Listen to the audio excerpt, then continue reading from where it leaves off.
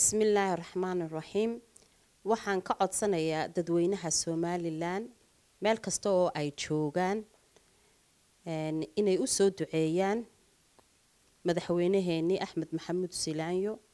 oo Abu Dhabi aad iyo aad ugu xanuunsaday imaka la moodo inuu ka soo reynayo dadna Ilaahay waxaan u rajaynaynaa inuu Ilaahay caafimaad sareecana oo degdeg ah inuu Ilaahay siiyo waxa laakiin mucjiso ah oo la yaab leh oo reer Abu Dhabi oo dhamay la yaaban yihiin qoyskiisa xaaskiisa inay la joogto la garay xog hayntiisu inuu la joogo la garay wasiirka arrimaha dibadda inuu la joogo la garay laakiin waxa intaas oo wasiir inay maxaahad ugu yimaadaan oo ay Abu Dhabi hudaaladii ugu sareeyay ugu qaalisanaa ay ku galaan ay ku tamashleeyaan inay diyaaradda Fly Dubai ay business class iyo first class ay isku soo wada maxaahad xaadiriyaan lacagta ay sida ugu tamashleynayeen ay ku dhoofayaan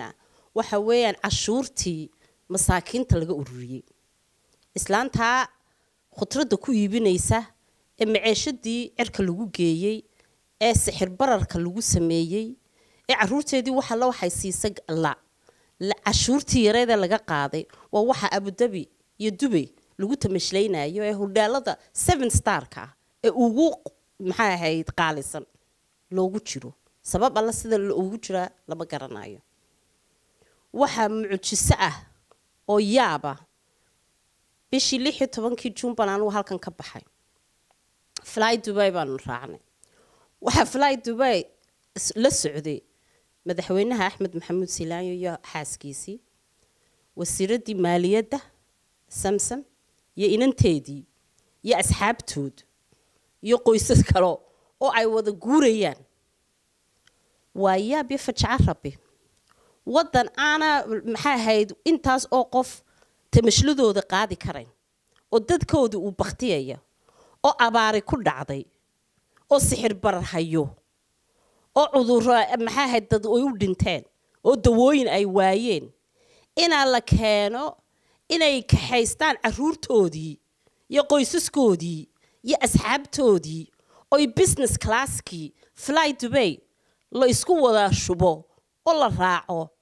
oo ay waxa soo dhamay ay haddana hudhaala doonayaan oo hudhaala ku degayaan oo haddana la doonayo inay wasiiradina ugu tagaan oo wasiiradina ay hudhaaladii ay galaan oo waxa soo dhamina ay tahay waa cashuurtii masaakiinta laga ururiyay waa nasiib darro inagu habsatay waa nasiib darro in haysa waa axmaqnimo iyo dad aan u naxayn dadkoodii iyo dalkoodii yaa looga tagay Somaliland intaasoo wasiir madaxweynaha naf kuma hayaan oo naf kuma qaban karaya Ilaahay subxaanahu wa ta'ala caafimaadka iyo xanuunka bahaya laakiin ay sidii malaka mowdka ay u dul taagnaadaan wax weeyaan waa mid ajiiba oo ummadii oo dhammaan la yaabtay oo qof waliba isweydiinayay war Somaliland yaa looga yimi war Somaliland bal yaa looga yimi intaas oo wasiiro halka iskugu yimi waa mucjiso marka waxa leeyahay reer Somaliland maanta waxa maalin dhow bilaabmaysa kaad bixintii inuu qof waliba uu kaadkiisa qaato oo uu maanta isbedel caafimaad qaba oo Ilaahay aynu weydiisanaynaa inuu caawid uu maxay ahayd raxmaanku ina siiyo isbedel wanaagsan oo maanta fartiina ku dooran kartaan kaadarkiina qaata